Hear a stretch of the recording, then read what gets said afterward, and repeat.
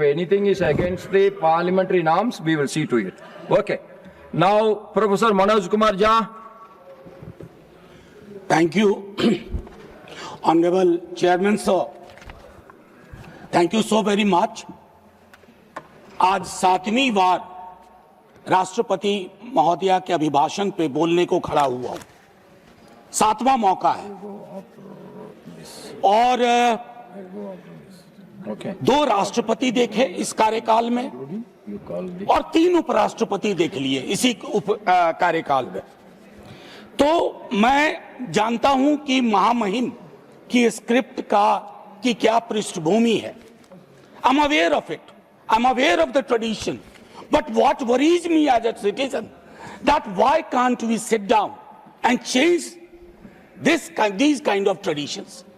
महामहिम जब घर से निकलती होंगी उड़ीसा, झारखंड, बिहार, सड़कों से, उन्हें बहुत कुछ दिखता होगा जो अभिभाषण का हिस्सा नहीं है।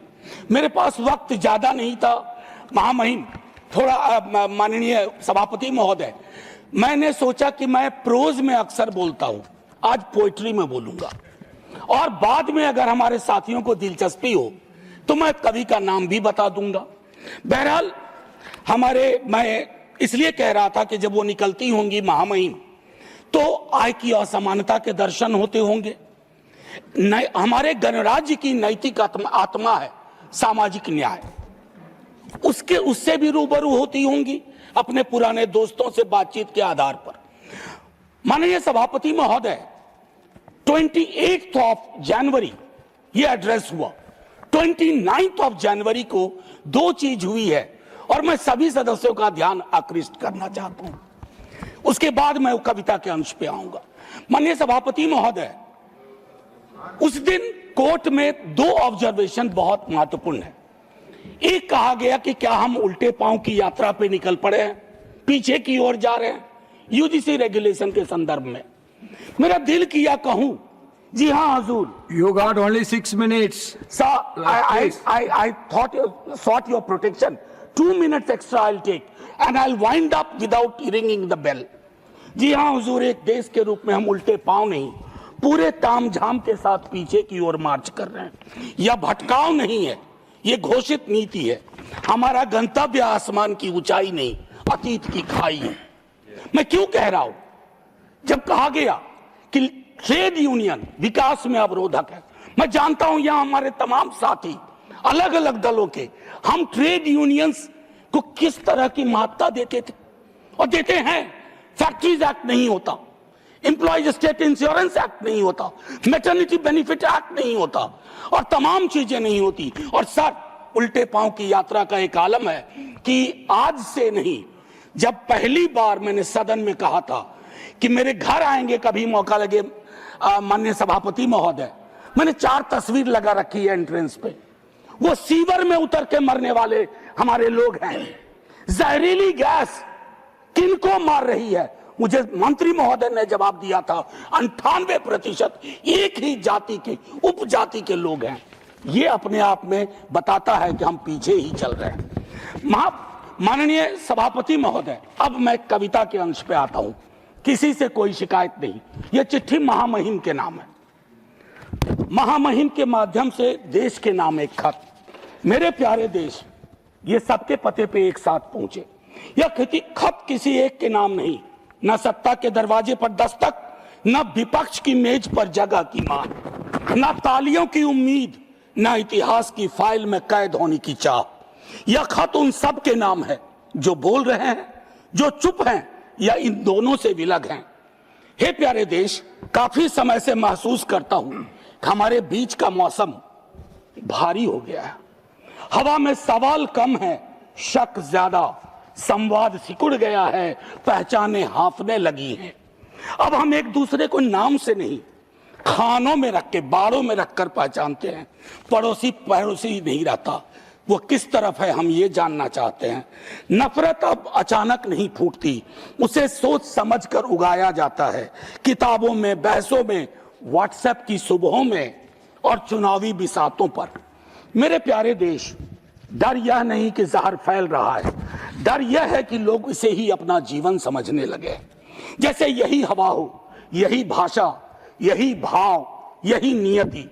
मैं ये खत इसलिए नहीं लिख रहा हूं मेरे प्यारे देश कि तुम बदल जाओ। इतिहास इतने तीव्र मोड़ नहीं लेता, मैं जानता हूं। मैं बस इतना कहना चाहता हूं कि तुम यह मान लो कुछ गलत हो रहा है। हर असहमति देशद्रोह नहीं, हर सवाल दुश्मनी नहीं, और हर चुप्पी समझदारी नहीं होती। यह खत उन माँ बाप के नाम भी है जो बच्चों को नफरत के साथ डर सिखा रहे हैं, उन शिक्षकों के नाम जो सच से हिचकते हैं, उन नेताओं के नाम जो आग लगा सकते हैं, बुझाना नहीं चाहते। और हाँ, यह खत मेरे अपने नाम भी है, क्योंकि मैं भी कई बार थक कर चुप हो गया। मेरे प्यारे देश, अगर मौसम पूरी तरह ना बदले तो भी चलेगा, बस इतना हो जाए कि लोग पहचान लें कि वे बीमार मौसम में जी रहे हैं, क्योंकि पहचान के बिना इलाज सिर्फ एक बहाना है। इस खत को संभाल कर रखना, इसे किसी फाइल में मत डालना, इसे शोर भी मत बनाना, बस पढ़कर थोड़ा ठहर जाना, शायद यहीं से बदलाव की शुरुआत हो। माननीय सभापति महोदय, मैं कहना चाहता था बहुत कुछ। महामहिम के अभिभाषण के संदर्भ में, राष्ट्रीय सुरक्षा की चिंताओं पर, घरेलू राजनीति के जहर पर, आय की भयावह असमानता पर, बेरोजगारी के दंश पर, लेकिन चुप रहूंगा। बोलूंगा तो फट पड़ूंगा। आप में से कई लोग साथ में फट पड़ेंगे और वह सत्ताधीशों को नागवार गुजरेगा जो कभी इधर हैं कभी उधर हैं, क्योंकि वे खौफ खाते हैं छात्र युवाओं के सवालों से ही नहीं बल्कि अप्रकाशित पुस्तकों के पन्नों से भी। बकौल सर्वेश्वर रहा सक्सेना, बकौल सर्वेश्वर सनद रहे। देश सिर्फ कागज पर बना नक्शा नहीं होता, देश रिश्तों से बनता है, और जब सत्ता रिश्तों पर शक बोने लगती है तो संवाद देशद्रोह हो जाता है और सवालों से लोग डरने लगते हैं। फिर सरहदें नहीं टूटती, देश भीतर से चुपचाप दरकने लगता है। जय हिंद कहूं इससे पूर्व आपका धन्यवाद करना चाहता हूं। मैं चाहता हूं कि हमारी इस पूरी रवायत को, इस पूरी परंपरा को मैं जानबूझ करके इसको संदर्भ में रखना चाहता था कि हमारे संवाद के भी तरीके बहुत बदल गए हैं।